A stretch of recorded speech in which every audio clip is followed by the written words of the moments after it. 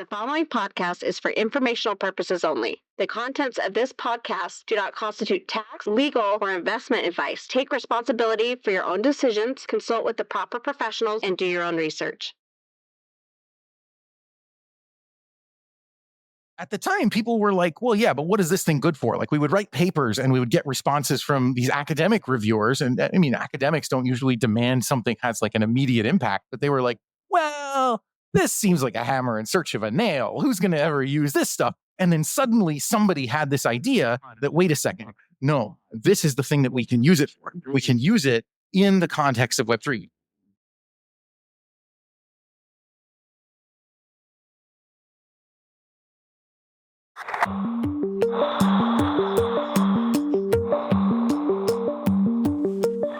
GRTiQ podcast. We're like astronauts floating in the space of time.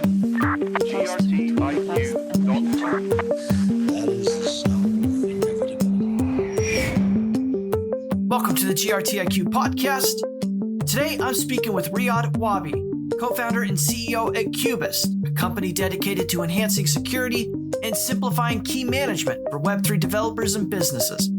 With a background that combines pioneering academic work in proof systems and cryptography, Riad brings a wealth of experience to his role at Cubist, where he and the team aim to bridge the gap between cutting-edge technology and user applications.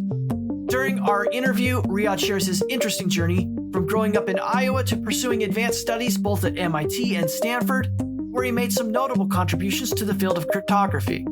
We also discuss his early interest in technology, his perspectives on how the industry has evolved ever since he first got interested as a young person, and then his professional journey that culminated in the co-founding of Cubist. Along the way, Riad shares some great insights on the evolution of AI, the importance of decentralization, the early days of Web3, and his vision for the future of the industry. I started the discussion with Riad by asking about where he's from. Well, first of all, thanks for having me. Yeah, exciting to be here. Where am I from? So I grew up in a small town in Iowa. I was actually born in New York, but my dad's a physician and doctors are needed everywhere. And so we ended up in a small town in Iowa called Fort Dodge, which was, kind of a super interesting place, about the town of about 20,000. So I grew up in this little town. There was a cornfield right behind my house. I spent a lot of time in the woods. I played a lot of paintball. I'm used to open space now, I guess. And I don't know, what was I like as a kid? One thing I spent a lot of time doing as a kid was playing music. So I was a violinist. I started really young. I was like super serious and I spent a lot of time, traveling and performing and all of this. In a sense, it's like a team sport, right? Like you're playing in an orchestra, you're cooperating with other people. Yeah, I thought that was super cool. It was a really fun experience. It's always nice to connect with people about having a musical background. So that's something. Well, Riad, I've had a lot of founders and Web3 builders on the podcast, and this theme of being interested in music in their early age has come up quite a bit. And I'm just curious, have you ever made the connection between your interest in tech and sort of that foundation of music and how that ties together or benefits one another? I read this study, or maybe a couple studies, about how, learning something about music early on, teaches, somehow makes you maybe more apt to learn math or more interested in math or something like this. So maybe there's some kind of connection there. Maybe it's one of these things where it's just like, people who sort of started early with some kind of thing that they were really, really focused on just kind of got into the habit of really focusing on things. And whether it was, super high level sports or whether it was music or whatever, maybe there's something there about just sort of getting used to focusing on one thing, kind of that crazy hyper focus that you need to run a company. It's an amazing take. And so as a young person, then, do you remember when you sort of became interested then in technology and when that became a point of interest for you? Yeah. So, I think it's one of these classic stories. My dad in his office, they had this computer system and they were getting rid of the old one, which I'm old. So this was an old machine. This was this was like an IBM PS2, like a classic, the full height 5.25-inch floppy drives. And so he brought this thing home and now we look at that and it's like, oh my gosh, my watch is much more powerful than that. So I just got super interested in learning about what was going on. And I read some books and I got kind of into kind of computer programming. And this was around the time that the internet was really starting to take off as something that you would actually have in your house. That was important, right? Because then I could go and find information. I didn't have anyone locally that I knew that was writing code, but, I could find people on the internet, or I could, read the Linux source code or something. And that was, yes, kind of super magical. So I think it was just a combination of, okay, I mean, by the way, I've conflated two things now. There's like a 10-year compression there, because it's not like IBM PS2 connecting to the internet. That would be a nightmare. But, over that 10-year period, it was like, got really interested in it. And then, oh my gosh, there's the internet. There's all this information out there. That was super important. Being from a town of 20,000 people, like you gotta be able to reach beyond the people immediately around you, I guess. I appreciate you sharing so much of your background there. And again, so many of these themes keep reappearing on the podcast with interview like people like you. And so I really appreciate the background there. So eventually you end up at university, you go to MIT, and then later pursue a PhD at Stanford. Let's kind of jump forward in time on your personal story here. Talk to us about that university experience, why you chose those degrees and what that experience was like for you. Yeah, so I remember going and visiting colleges, and I still have these memories of going and visiting and being like, wow, I want to be here. Like, how can I be here? And I was lucky enough that I was admitted, and I was like, okay, yes, immediately. That's where I'm going to go. I mean, it was really a matter of like going, visiting, seeing, like feeling like, oh, this is a place where people do cool stuff. And I don't know, when I look back, I think about, sure, I mean, like I took a lot of classes and like it was interesting and there was a lot of hard work, but then there was also this like kind of real interesting spirit of just like building stuff and doing cool things. Like I had a bunch of friends, we all lived in this dorm that was, a bunch of nerds, and we just built all kinds of interesting stuff. So we had, we had some laundry machines that some students previously had like hooked up to the internet so that we could, check when our laundry was done. And then we decided, well, it was kind of a weird dorm and there weren't very many bathrooms in it, strangely. And so especially like during finals week, it was just like impossible to find a bathroom. Like you're going to shower and go to. So we hooked up little like door sensors to all the bathrooms so you could tell, oh, there's a free bathroom on that floor. And put that on the internet, and it wasn't as weird as it sounds. It was just a door sensor. But so like that kind of stuff, that was just like the stuff that we did. So it was really just like a bunch of people who lived together and like loved to hack on stuff. And oh, by the way, we also took classes together, and sometimes that got in the way. I went in thinking like, oh, I'm definitely going to do computer science. And then I took a class on circuit design, and I kind of switched tracks. I was like, okay, well, fine, I guess I'll do circuits instead. And so I ended up, like studying electrical engineering. I really focused on integrated circuit design. And then when I finished, I actually went and got a job in the integrated circuits industry. And what's your vision for your career when you're at university? I mean, are you kind of envisioning an entrepreneur lifestyle? Are you imagining joining a large company and just sort of folding in? I mean, what are you thinking at the time? Well, okay. So this was around, again, old. This was around the time of like the first internet boom. It was sort of in the air, like, you got to go and start a company. But of course, the bust also happened before I got out of school. And so then it was like, okay, not going to start a company after all. And especially because I think everyone kind of has this feeling, and it's really true. It's super hard to start a hardware company. Like that's like start company on hard mode kind of thing, right? Because it takes much more money to do stuff, and things move more slowly. And both of those, I mean, those two things compound, right? So it's like, not only am I spending more money, but everything is going more slowly. So I need more time. Well, I don't know. It kind of felt like, oh, it would be really awesome to be an entrepreneur, but probably got to start out on the bottom rung and, go to a big company. I didn't end up at a very big company. I ended up at a company called Silicon Labs in Austin that was not so big at the time, a few hundred people, which, big for a startup. Sorry, it wasn't really a startup at that point. I think it had gone public very, very recently before I joined.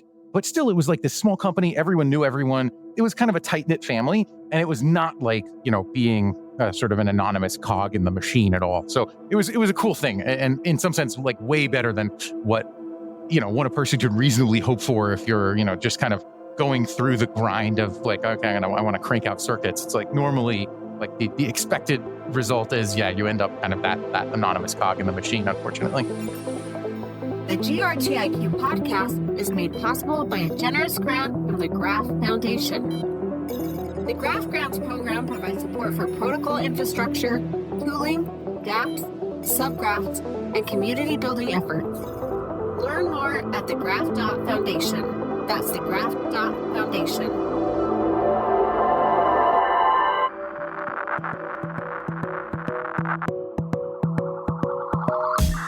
Hi, this is GRTiQ, and thank you for listening. Listeners who enjoy this content can help support the GRTiQ podcast by leaving a review or a 5-star rating wherever they download podcasts, by sharing episodes on social media, or by simply telling a friend or colleague about something they heard or learned from one of our guests. It's support from listeners like you that make it possible for us to keep shining a light on the people and stories behind Web3 and the graph. Roger that.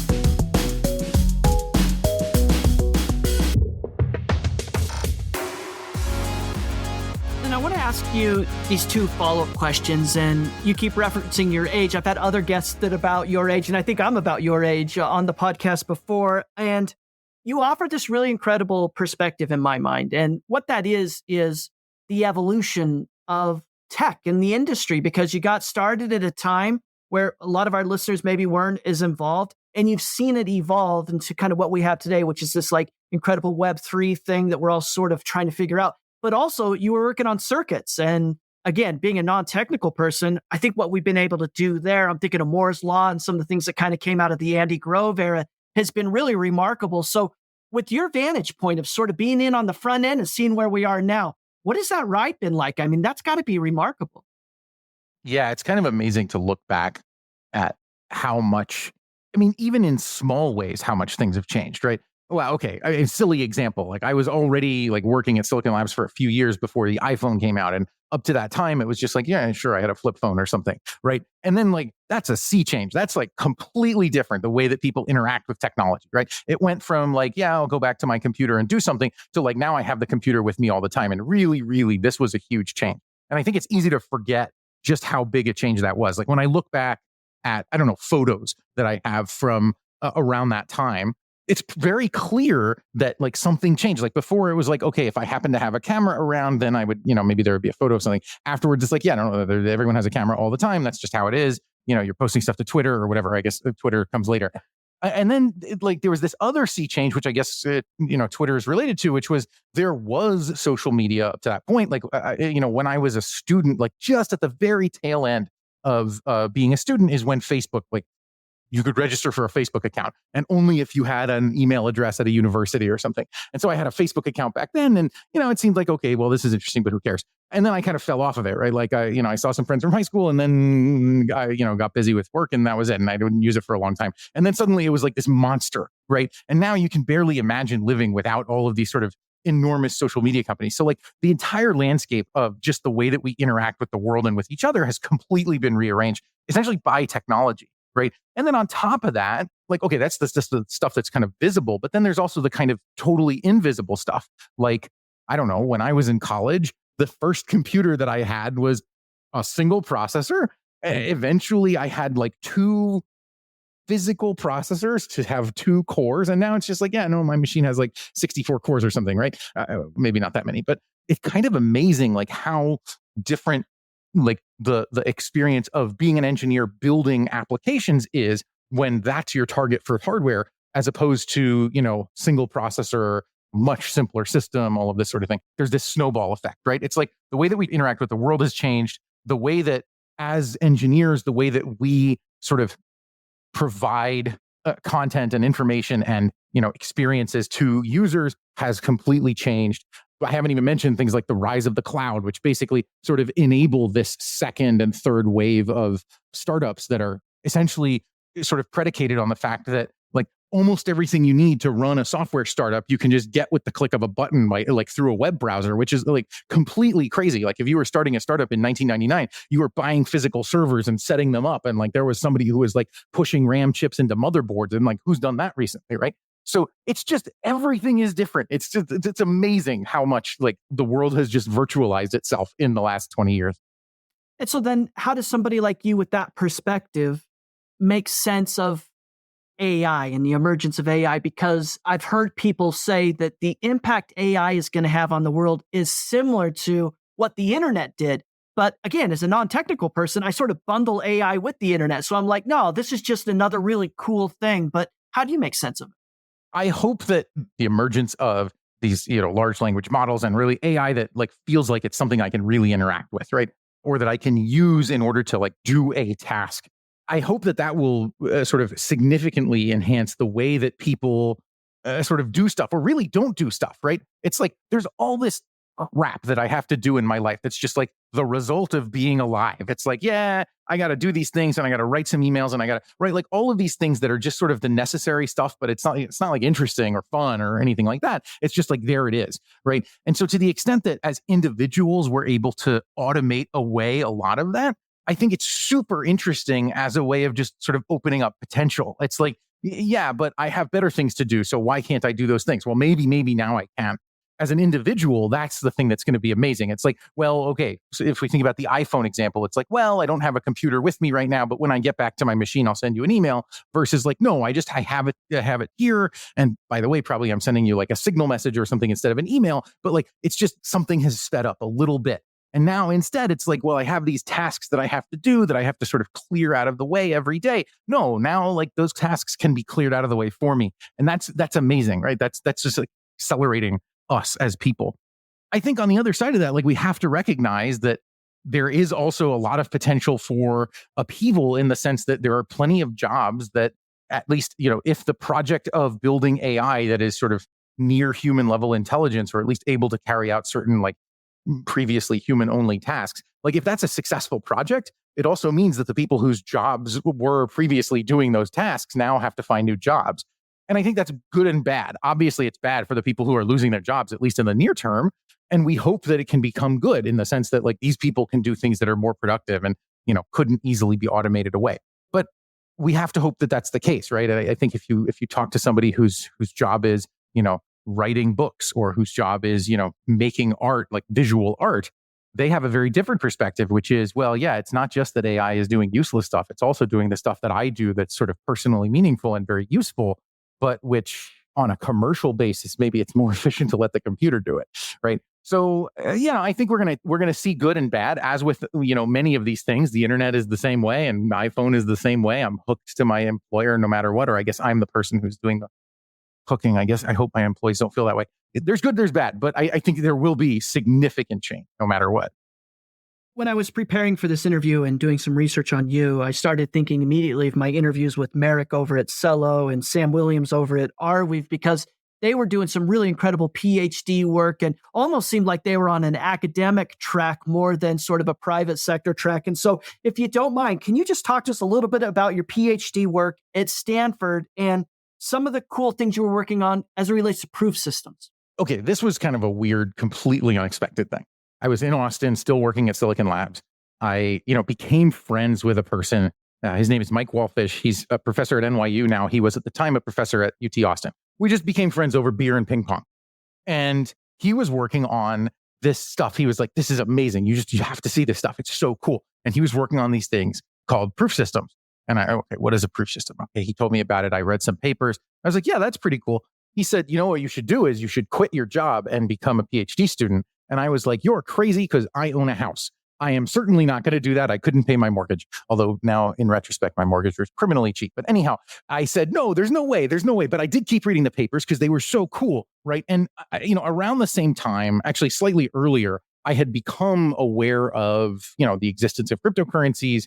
I was actually for a long time, starting around 2000 and going for about 15 years. Those numbers are approximate. I was the administrator of an email list called Cypherpunks that was really all of this sort of culture plus technology plus especially cryptography and the early people who were working on digital cash, David Chauman out of Back, and these people like really early on. A lot of that conversation was going on there. A lot of the folks who are now deeply involved in cryptocurrencies were sort of around back then. And I meet people physically now that I'm like, oh my gosh, I've been talking with you on email for 30 years. And so like, of course, Bitcoin became this huge topic of conversation on the list, especially around, how it could change society, how it works technically, like all of these different aspects of it. And so I was kind of aware of these things. And at the same time, I was thinking about like, okay, proof systems. And I'm not going to claim here. I want to be very clear. I am not claiming that like, oh, I put these two things together. Like I'm the one no, I did not. I didn't put them together. I should have. I was sort of, in this mode of thinking about cryptography, thinking about like sort of interesting stuff. And then along came proof systems. And I was like, wow, I could do this. I know, I think I could make some improvements to the way this stuff works. And so I actually started working just on the side with Mike. Like here and there, I would write some code and I would think about stuff. And eventually I said to him like, look, Mike, I think you're right. You win. I'm going to sell my house and go to grad school. And he was like, okay, except he said, okay, fine, except I'm moving to NYU. So I was like, great, fine, I'll just move to New York. So I sold my house and moved to New York and worked with Mike for a year and a half, almost 2 years. Yeah, and then in the process was sort of doing research on proof systems and applying to grad school. And so I ended up at Stanford, which, fantastic place. It's, you can't argue with the weather, and great people, of course. Yeah, so we were working on proof systems, really thinking about, how do we make these things more practical? Because, if you look back, like now we just take as given, like, oh, you could build a proof system that does this thing, right? And people talk about like building companies around proofs. I think if you went back to, 2008 and said to people like, I'm from the future and I own a venture-backed company that is building zero-knowledge proof systems, they would say, the craziest part of what you just said is that you're venture-backed building proof systems. Because like, it was so far from practical, right? It was like, you needed to improve the performance by like factors of like 10 to the 20 or something, like some insane amount. It was like, it was this theoretical thing. It was like, well, in theory, it's possible to do this thing. And so all of these folks were sort of early in this project of just like making it possible for something. And I was lucky to be sort of among them. And we were thinking about these ways of just making the proof systems more like actually practical. Like you could actually execute the thing and it wouldn't take a galactic sized computer, galactic age to actually like output a proof. At the time, people were like, well, yeah, but what is this thing good for? Like we would write papers and we would get responses from these academic reviewers. And I mean, academics don't usually demand something has like an immediate impact, but they were like, well, this seems like a hammer in search of a nail. Who's going to ever use this stuff? And then suddenly somebody had this idea that, wait a second, no, this is the thing that we can use it for. We can use it in the context of Web3. We can use it in the context of this kind of permissionless place where we really do have exactly the setting. We have exactly the setting that we need. I have some data. I want to prove to you that I have the data without revealing anything about it. Classic zero knowledge proof kind of setup. And that's just useful all over the place. So it really was kind of this accidental thing where it was like, I think it's cool. It's interesting. It feels like it'll be something that'll be fun to work on. And then suddenly like it was this amazing area to just be in as it was sort of exploding and growing into this not only this academic area, but also now this like big fertile commercial area as well.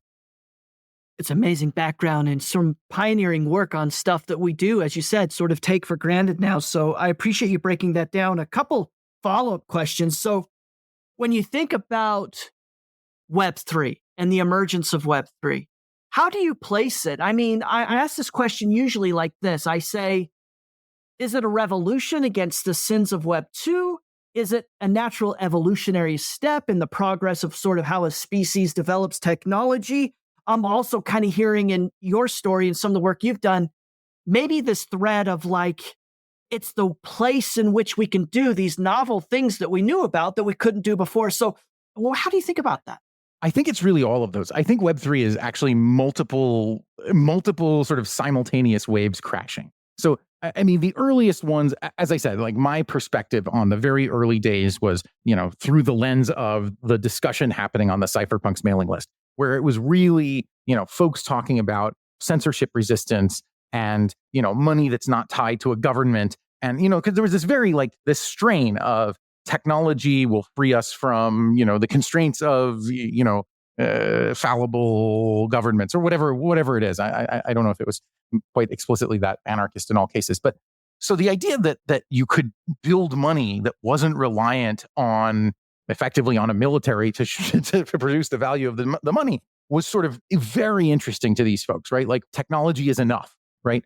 And so through that lens, it really was this tool of like, well, the government doesn't need to do this function anymore. And that's really interesting. And so I think that's obviously one version of it. And if you talk to Bitcoin old timers and you talk to folks who have that attitude, like that's the important feature of Web3 and everything else is details. And then of course you have sort of another wave crashing, which is all the people who see this as, look, there's really interesting stuff to do. There's cool functionality that we could build that completely sidesteps the financial system. And I think, you look post 2007, post 2008, like sidestepping the financial system was itself a goal because it's like, well, this thing failed us once. Well, we want to make sure it won't fail us again. And I think these folks had also in their heads the fact that like, not only could we do that, but we could do it in a way that like really makes use of interesting cryptography, interesting technology. You basically get these folks who are almost building up like a parallel academic system, right? Like there's this whole, if you look at the discussion around EIPs or, the way that ETH2 was designed, like people are kind of coming up with novel technical ideas that definitely are, on par with the kinds of like novelty and the kinds of like the difficulty of an idea that would be like an academic paper. But they're not interested in publishing an academic paper necessarily. They're interested in like building this system out of it, right? So this is basically this parallel track for people to do like real interesting research on like cool stuff. And then of course, DeFi, well, there are plenty of people who want to make money and who are really good at it, and who have a lot of knowledge from sort of traditional finance or fintech, and can apply that in this setting. And, so I think we saw the rise of, MEV and things like this, which personally, I think of those things as like really besides the point and kind of bad for individual users. But certainly they were an inducement for a huge number of people to jump in and like can make a ton of money on, a certain strain of HFT that's taking advantage of whatever, some deep technical details, right? There's many different people who are sort of all into this for, somewhat different reasons. And I think finally, we're starting to see, I hope, consumers who are coming into it because it's actually providing them some value. We had folks playing games, and that's okay. There was some play to earn kind of stuff going on. Maybe there still is, but that was like the real heyday of that was a few years ago. That isn't yet quite a consumer technology. That's still a quite niche thing. I think when we start to see people who are consuming, I don't know. So for example, I think that the stuff where like Nike is selling NFTs of like physical objects, that's interesting because that's like truly a consumer thing, right? And if it's, ticketing and like instead of, buying a ticket, a physical ticket, or buying one from, I hope not from Ticketmaster, like instead you're able to do something else that's like built on top of blockchains. Like that's actually making people's lives better. That's like helping them to do things that they cared about already and not just like some new thing that you could do because it's cool, right? So I'm hopeful that like all of these waves sort of converge, and what we really have is, a lot of people in it for different reasons, just as with any other tech, but really like a motivation that is not just like, oh, well, there's some quick bucks to be made here. And so another follow-up question about Web3, and then I want to jump back in on your personal story there, but you talked about cyberpunks. This has now become an adjective, right? So I think it started off as like a group of enthusiasts, and now it's an adjective to describe, you could argue, the state of Web3 or the ethos of Web3. But I guess my question would be, how cyberpunk is Web3 now? It probably looked like something when you first got started. Is it still cyberpunk to be in Web3? Just a word of caution. So there's Cyberpunk and there's Cypherpunk. Cyberpunk tends to be like associated with, I don't know, like William Gibson and sort of, it turns out there's a lot of earlier sci-fi than William Gibson. It's definitely Cyberpunk. And maybe my favorite book will include that. But then there's Cypherpunk, which is sort of this sort of countercultural, I don't know, crypto anarchism would be one way to say it, although that's not true of everyone in the movement and certainly not true of me. This strain of we have technology and therefore like certain laws don't matter, not because like we're going to break them, but because like you don't even need them anymore. The technology just sort of, it does away with the need for laws against like you listening to my telephone conversation because you simply can't, right? Something like this, right? This idea of like using technology to sort of change the way that people interact with one another, or the way that people interact with the government or whatever it is, hopefully for the better, for, to improve our freedoms.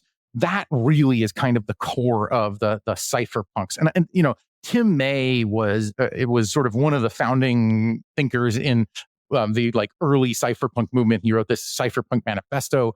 Tim was an interesting guy. He was also brilliant, by the way. Like he figured out, he worked at Intel early on and figured out that like one of the reasons that their RAM chips were broken was because the ceramic that they were using to build the chips like had some kind of radioactive decay that would break the RAM. And I mean, super smart guy. And then like later in life, he sort of became this thinker in like sort of the interaction between technology and people and governments. And, he had a very direct way of speaking, but he really did think a lot and deeply about this. And so it's worth, even if you don't agree with him, it's worth kind of reading the Cypherpunk manifesto. Yeah. So I think basically like the early days of Web3 really did grow out of basically the same thing. Like it seems very likely that whoever Satoshi was, he probably at least knew about the Cypherpunk mailing list. He at least knew like this method of thinking. So I want to ask you this question about this point in your life. You're getting a PhD at Stanford. You're working on some really cool work that ends up becoming like the practical application of proof systems. You're aware of crypto because it's sort of the environment where this stuff becomes practical. Is there a switch in your brain at this point that says, all right, I'm going to make a little bit of a career pivot here. I'm going to go work in crypto. I'm going to go build in Web3. What's going on in your mind at that point? It wasn't a switch. It was like a kind of a slow slide. So my PhD advisor at Stanford was Dan Bonnet, who's like very deeply involved in all kinds of things in Web3. He's also like a super important cryptographer. He's done all kinds of amazing stuff. Like he's fantastic. Really, Dan was the one who kind of convinced me that I should start thinking about this, both for sort of the reasons of like interesting problems to solve, but also because the area is itself like just interesting. We worked early on. I mean, early relative to the area, right? On, stuff like anonymous airdrops. So, I want to airdrop, but I want to make sure that the folks who claim don't have to reveal who they are in order to like claim their airdrop, and all sorts of reasons for that. Or, we worked on sort of making rollups more efficient. We worked on, signature schemes that were useful for, whatever. We ended up working together on the standard for the signature scheme that became the digital signature that's used in ETH2, that's used in the Beacon chain. So, we had like kind of this involvement that was both like kind of this forward-looking, like weird stuff that maybe a small number of people would ever use, but it's kind of cool as an exercise. And then some other stuff that's just like now it's kind of the core of a major part of Web3, right? And you never know really when you're working on something, which one it's going to be.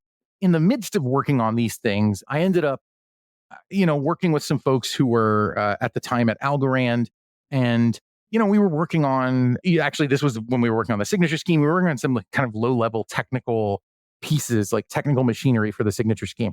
And so they said, well, we have use for something that's similar to that. Can we work together on it? So I ended up sort of working with them a little bit. And before I knew it, I was like, well, okay, I guess here I am. Like I'm kind of full blown in Web3, but it was never like, oh, well, that's where I'm going. It was just like, I kind of did some stuff and eventually found myself like right smack dab in the middle of it, which, yeah, it's kind of nice. It was unexpected, but it was fun.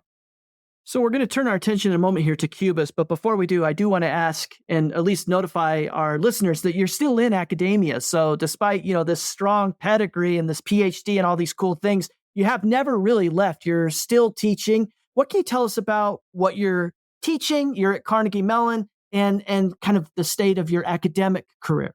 First of all, I have a bunch of fantastic PhD students. They're working on all kinds of amazing stuff. Like they're super cool. They think about like awesome stuff. And then, every once in a while I get to meet with them and they teach me about what they've, been figuring out. So it's really just an opportunity for me to sort of learn about all kinds of interesting and cool stuff. So one of my students, Joey, this year was a finalist for the Ponies, which is this award at Black Hat, because he was working on this stuff that's like, the side channels in your processors. Not only can they be used to like steal secrets, they can actually also be used to like do secret computation that's very hard to detect. And so he's been like one of the leaders in sort of figuring this stuff out. And it's like, that's cool. Like that's gonna become important. Like people are gonna have to understand how that works to defend against like future malware. It's stuff like that where it's like, this is tomorrow happening in front of my eyes, and I just get to like be there along for the ride. I feel like super privileged for that. And then on top of that, I also get to teach. This semester, I'm teaching the security course at CMU, the sort of computer security. Well, I would say 101, except it's really 330, computer security for undergrads. And it's a fun course. It covers all kinds of really great stuff. One of the cool things about CMU actually is that it has like this extremely strong computer security focus. And so I think more than most other universities, we have even the undergrad computer security course has all kinds of like super intense stuff. So like the students are learning like modern techniques for building, exploits for software. They learn about cryptography. They learn about web security. It's really like this kind of cool and comprehensive class that's like a great way to launch into a career in computer security or a career in research. I think it's fantastic because I get to be there for the beginning of it, right? I think generally like the really cool thing about still being in academia is, yeah, exactly this. Like I get to spend time with my ear to the ground listening for what's coming next. That's helpful, right? It not only does it keep me feeling like a little bit informed about stuff, but also it's like we can kind of anticipate like, oh, these are the kinds of problems that we're going to start to see like affect real people. Like here's the kind of computer security problems that we should be worrying about now because they're going to be here tomorrow. And so having that kind of forward-looking perspective is super interesting and helps to be, a little bit of a balance with, the perspective of how do we, delight customers and build the right product and build the right features for the product and all of this, which I think both of those things are really healthy, and having both of them at the same time is fantastic. And what do you make of this argument? The next gen talent, people like you, but in present day are heading into Web3 and not so much Web2. I mean, you're out there, you're meeting with students. Is it true? My trajectory gives me some hope that it almost doesn't matter what first decision out of school is, right? It's like, go do something. Like, okay, for me personally, I got out of school, and that first year I spent working as an engineer, I learned so much. Like, there's just so much to learn about, like, how to motivate yourself, how to be productive, how to like break a big problem into small pieces, like all these things that you don't necessarily get from, your studies at university. You get something else, but not that, right? And so it almost, I think, doesn't matter. Like, find a path that you think is interesting, find something that like you find fulfilling and that is, good work and helping people or something, and do that. And then, reevaluate. Like, you're not on one path just because you've decided to go and become an electrical engineer or whatever it might be. That said, I think there is a lot of interest in Web3. There's a lot of interest, of course, in AI. I think there's a ton of interest in the intersection between the two. But fundamentally, it's a big industry out there, right? There's a heck of a lot more people working at the Amazons and Facebooks and Googles of the world than there are in basically the whole of Web3, right? So yeah, proportionally speaking, many more people are interested in that now than they used to be. But I think in absolute numbers, probably Google is still dwarfing us. But that'll change. All right, so let's do a little bit of time traveling here. Let's go back then to the very early ideas or early days of what you were thinking about when this idea for Cubist came along. You launched and co-founded Cubist in May 2022. Take us back in time. What were you thinking about? What were those original seeds of inspiration? Yeah, so we were thinking, really broadly thinking about like making security better in Web3. And actually, we were thinking about totally the wrong thing at the time. But that's okay. That's okay. Two of my co-founders, Fraser and Dan, are also academics. I've known them, since Stanford. We've worked together on a bunch of research stuff. And we had actually been thinking about some, research questions around building systems where different pieces of the system run, roughly speaking, in different places, run, maybe on a different processor or run on a different blockchain or right. And so thinking about all the pitfalls that come from, taking one single like description of a system and turning it into many different pieces that interlock and that have to work together correctly.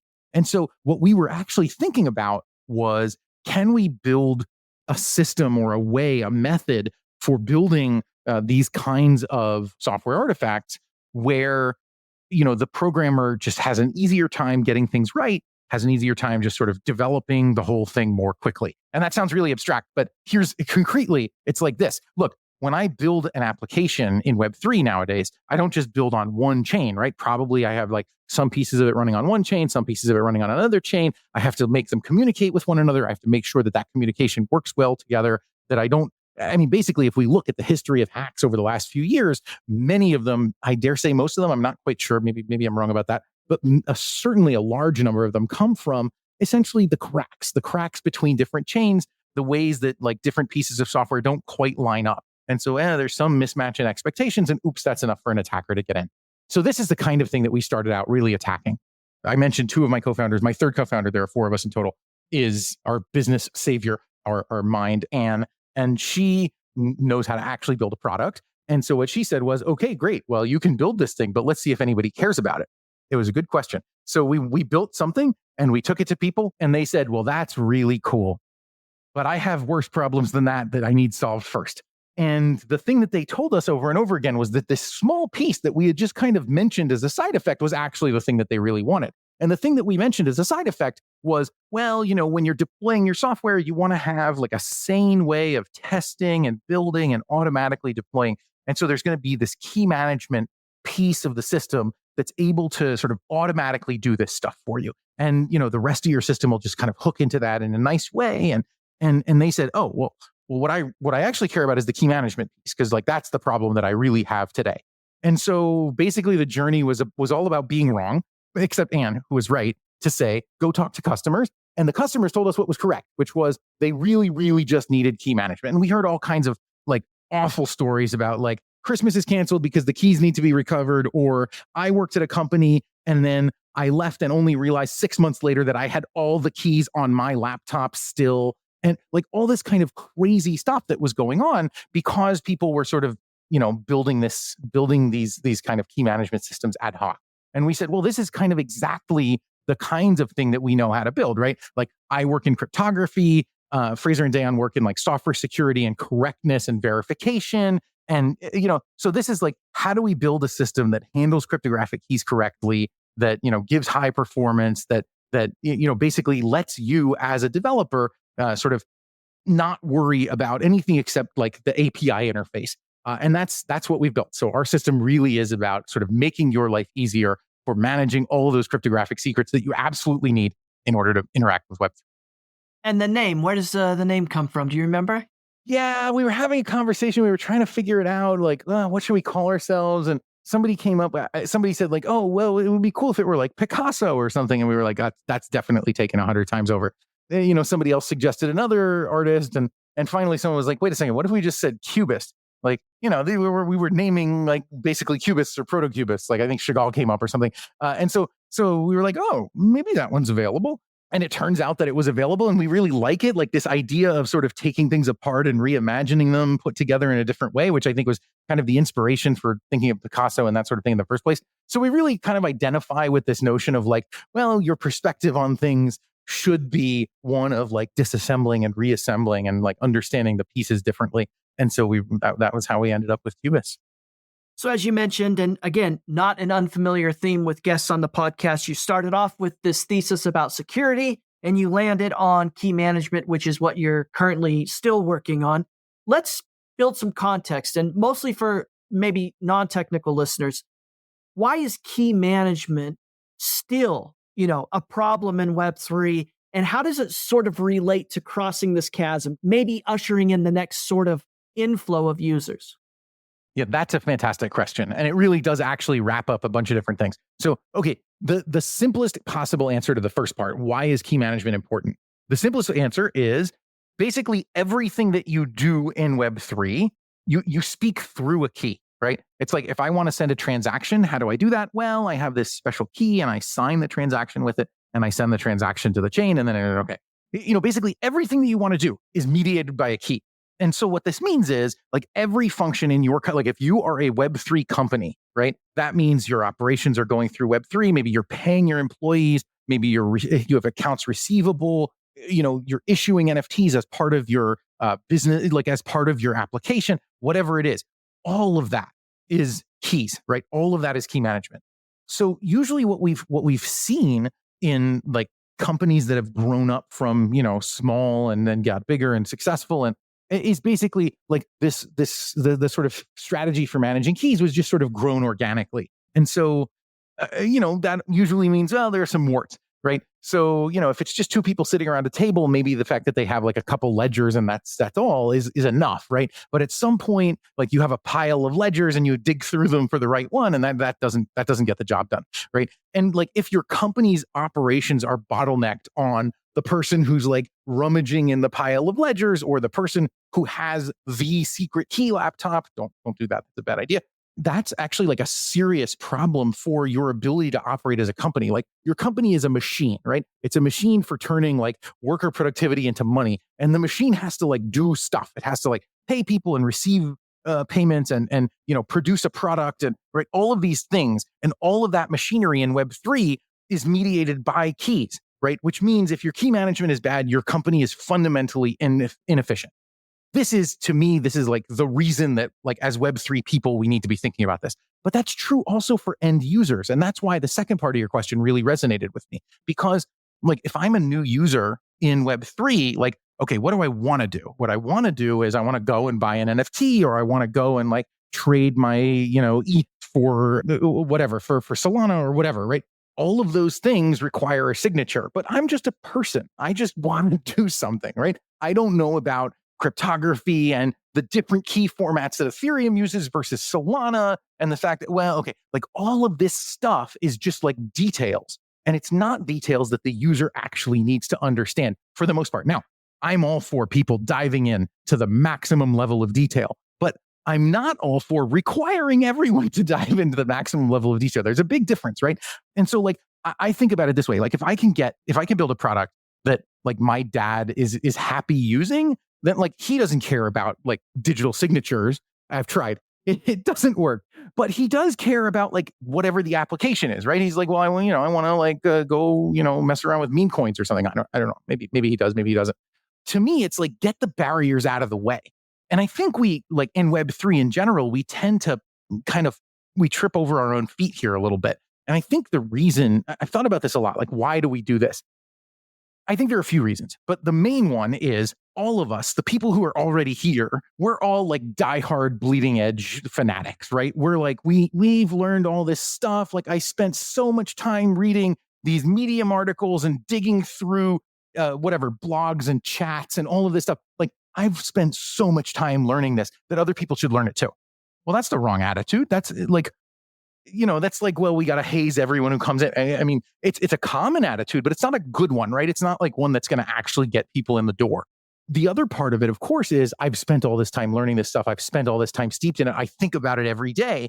And so it's like breathing. I don't even notice that I'm doing it, right? Like I don't even notice that I'm thinking about 7 different signature schemes and, oh, well, I need to bridge from here to here. And only this kind of bridge can be used for this hop. And maybe I could reroute in a different way and make it cheaper. I mean, all of that is like this ambient knowledge that all of us have that we don't even realize that we have. And that's a huge barrier to the people who don't have it. So like being able to step back and say like, how much of my like everyday experience is just based on all of this knowledge that I built up over years of practice? And how much of this is me sort of thinking, well, other people should also have to suffer too before they can like play in this space? How much of that is there either intentionally or unintentionally? And so, okay, that was a long-winded thing, but I think fundamentally, like getting to the point where we can get people to, click a button, log in with Google. These are the kinds of things that they're already used to doing. And they don't have to worry about like how many, like 7 different signature schemes and 13 different bridges, right? Like eventually that can all come, but let's get them in the door first. Let's get them using it. Let's get it useful for them before they decide to invest all the time and effort to like learn all of the stuff that we've built, right? Like we're so proud of it that it's like, oh, they should learn. But no, we have to make it so that they don't have to learn, but they do want to. And so this is to me like the reason that we really need to solve the key management problem first, because that's their interface. That's the thing that they must touch in order to actually interact with Web3. Everything else to first order is optional. Well, I know as a new user to Web3 4 years ago when I got started, key management was my greatest source of anxiety. And it was a small thing in the greater retrospect of everything that I was working on, but it was still something that gave me the most anxiety. So let's talk about the long-term vision here then. So as you chart the path forward for Cubist and this particular problem you're working on, what's the vision here?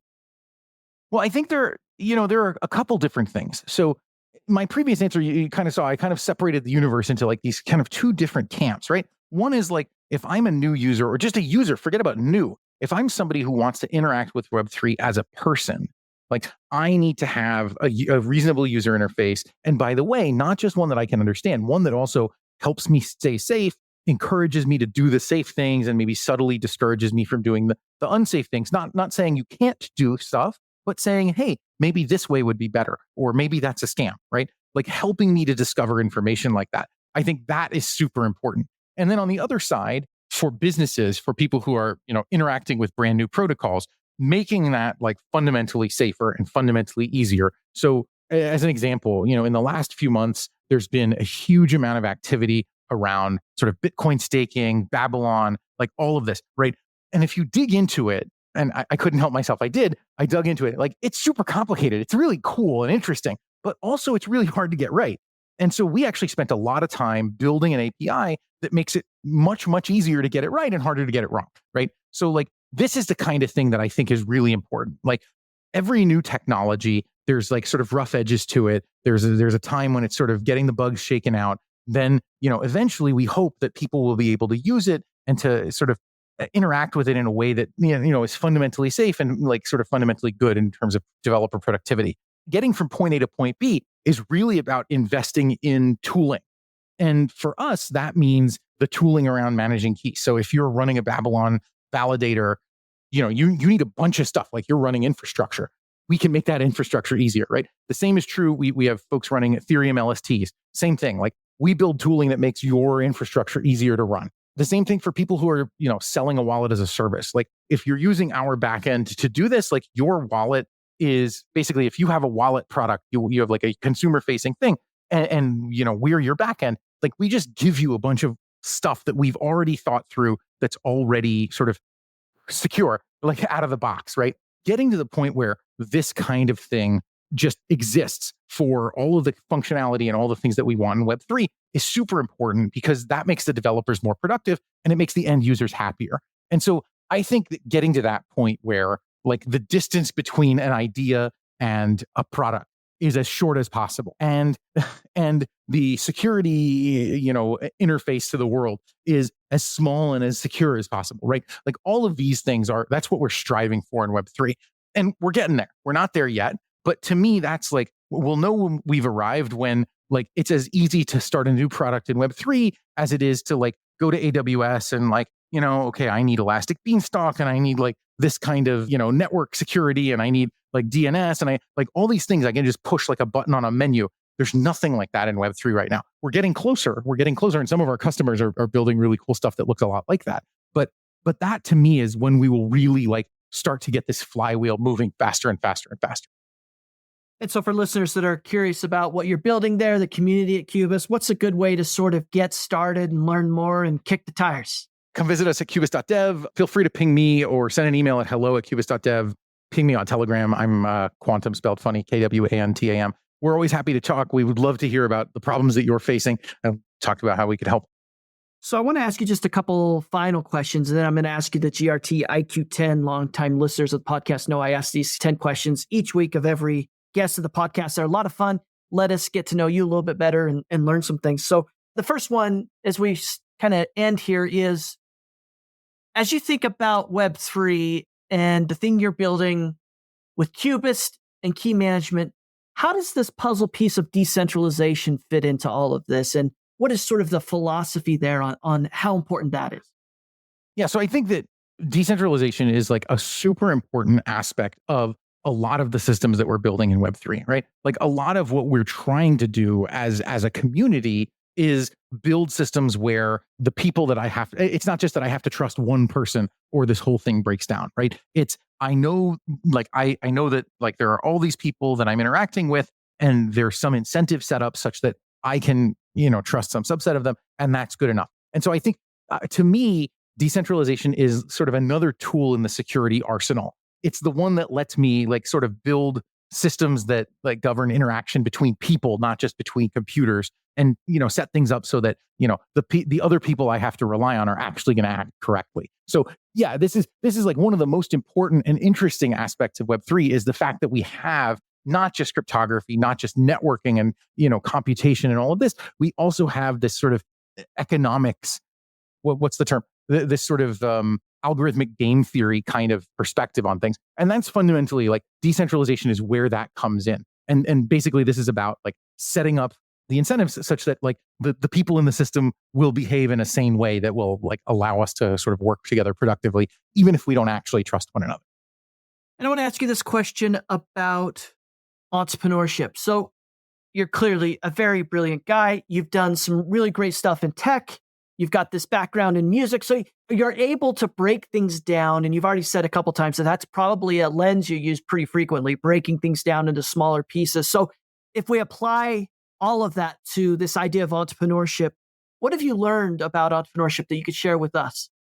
Oh, geez. There's so many important things. I'm not even sure what the most important one is. But like from my perspective, what's been the most helpful is thinking about it in terms of, as you said, breaking things down into pieces, but thinking about like how I can be always making forward progress, right? So as a founder, I've got a million things that I need to get done. We've got things to worry about with product. We've got to continue interfacing with our existing customers. We have to push to new customers. And basically, like one of the big failure modes that I think we see everywhere, and like I see it in myself, is this sort of, oh, I'm overwhelmed. Like I just, I can't get anything done, right? And so I think taking comfort in like always making forward progress on something, and there's always something that you can make progress on. I think that's kind of to me, a way of number one, staying motivated, and number two, staying productive. I've seen a lot of founders end up in a situation where it's just like, there's too much. I'm going to shut down. And it's like, it's only getting worse because like there's a faucet dropping more stuff on your head, right? So like just keep paddling, right? And to me, that's like the fundamental. And then the final question is, hearkening back to everything we've talked about thus far, you could probably go, you yourself, and work in a lot of different sectors within tech and industry. You've done some pioneering work that's super cool. You seem very well networked. Why then is someone like you optimistic about the future of Web3? The question that I didn't answer earlier when I said there are all these waves that are kind of crashing together is which one I'm in. And I think I started out in the sort of like, oh, this is cool technology. Let's play around with it camp. But recently, I want to say, I still think it's cool technology and I love technology and I love to build. But I think the one for me that's like the reason for optimism is I keep seeing when I talk to our customers more and more stuff where it's like, oh, that's actually going to make people's lives better. That's actually going to change the way that we do things. And when I see things like, oh, well, we couldn't ever get a market for clean energy off the ground in an efficient way before, but now because of Web3, we can. And by the way, that's going to encourage adoption of clean energy. I'm like, wow, that's cool, right? It is empowering people, people without a ton of leverage. It's giving them the lever that they need to build these sort of technologies that will actually change the way that we interact with the world. And so that's why I'm optimistic about it, because I think this is sort of the rails on which the next big shifts will ride. Well, as I said earlier, now I'm going to ask you the GRTiQ 10. These are 10 questions I ask each week, and I do it because I think listeners like to learn something new, try something different, or achieve more in their own life based on the answers from guests like you. So, Riad, are you ready for the GRTiQ 10? I am. The GRTiQ 10. This is the way. 10 questions for astronauts floating in space. This is the way. What book or article has had the most impact on your life? Okay, this one is easy. The book that's had the most effect on my life, although I don't necessarily recommend reading it because it's sort of outdated, is a book by Bruce Schneier called Applied Cryptography. When I was in middle school, I saw it on a shelf in a bookstore. I said, wow, that looks amazing. And I bought it and I convinced my dad to buy it for me. And I started to read it. Fundamentally, that's what made me interested in cryptography, in like cypherpunks, and like everything really came back to like randomly spotting this book, Applied Cryptography, on a shelf. Now, it is not a book that like you should read to learn cryptography nowadays. It's about 30 years old and some of the stuff in there is outdated. For me, that was a springboard. And is there a movie or a TV show that you would recommend everybody's going to watch? I love movies that are like sort of, really technological and I don't know, it's maybe not quite the right word, like a heist movie or something like this. I think the one, and actually I got this from Dan Bonet, his recommendation, and I'm parroting it because he's totally right. The movie that's like the best representation of like real hacking, that is Sneakers. It's a great movie. It's a fun movie. Totally worth a watch. And how about this, Riad? If you could only listen to one music album for the rest of your life, which one would you choose? Oh, geez, that's so hard. Okay. I think it would be probably an album by Baroness, and I would be down to either, gosh, I'm going to make somebody mad no matter which one I say.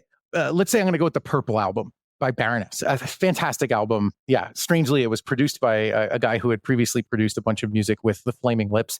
I also love the Flaming Lips, by the way. So it's like this really interesting confluence of like Flaming Lips, kind of weird acid rock, and also, metal from Baroness.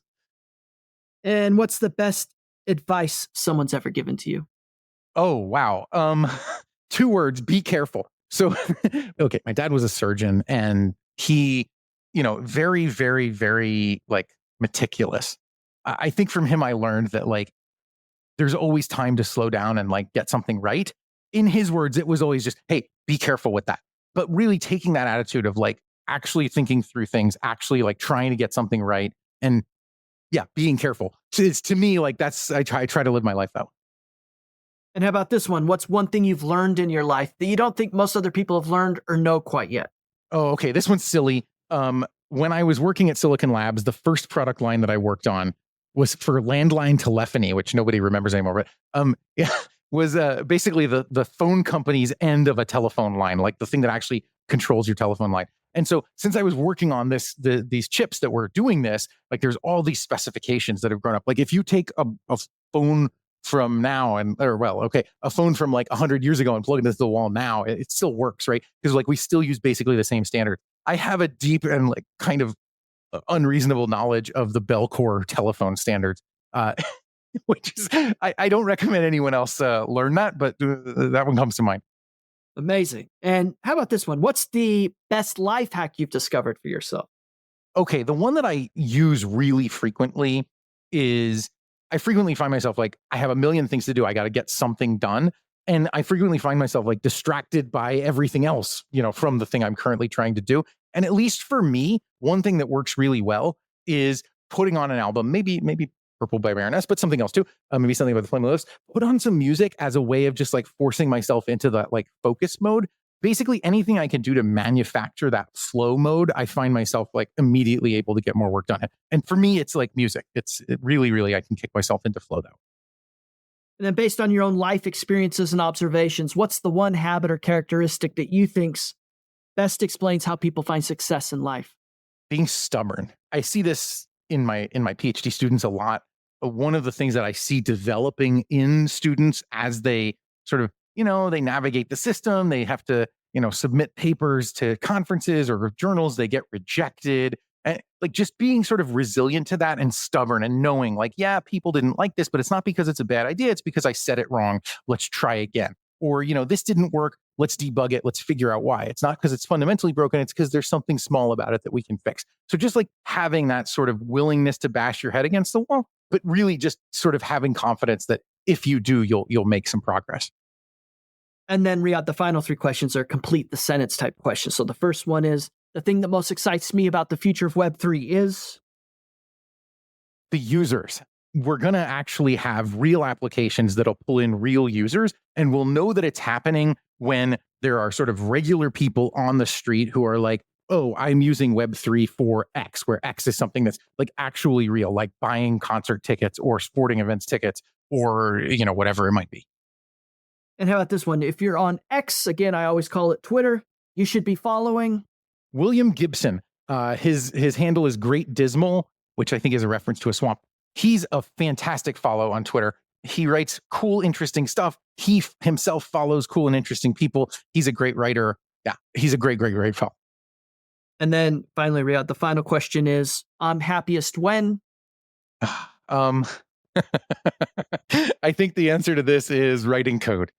I'm happiest when I'm solving a problem. Like I really like to get into that flow state and just think deeply about something for a while and then come out the other side knowing that like now it works. The GRTiQ 10. And I show you how deep the Riad, what a pleasure to meet you and to hear about all the interesting things you're working on there at Cubist, but also to get this insight into your background, your motivations, and some things you've learned on your journey. I really appreciate that you took the time. For listeners who want to stay in touch with you and stay connected to the things that you're working on, both maybe in academia as well as in the things at Cubist, what's the best way to stay in touch? I'm not a frequent poster on Twitter, although I do manage to post here and there. I'm Quantum, KWANTAM. I'm the same on Telegram. Feel free to ping me there. I'm always happy to have a conversation. And of course, follow us. I think we're Cubist Dev, all one word on Twitter is the company. Come visit us on the website. Yeah, we'd always be happy to talk.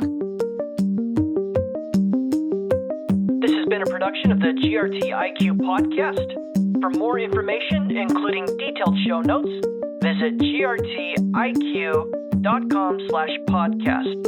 That's grtiq.com/podcast. Please consider contributing to this project and helping build the community by subscribing and leaving a review. GRTiQ Podcast. Roger that.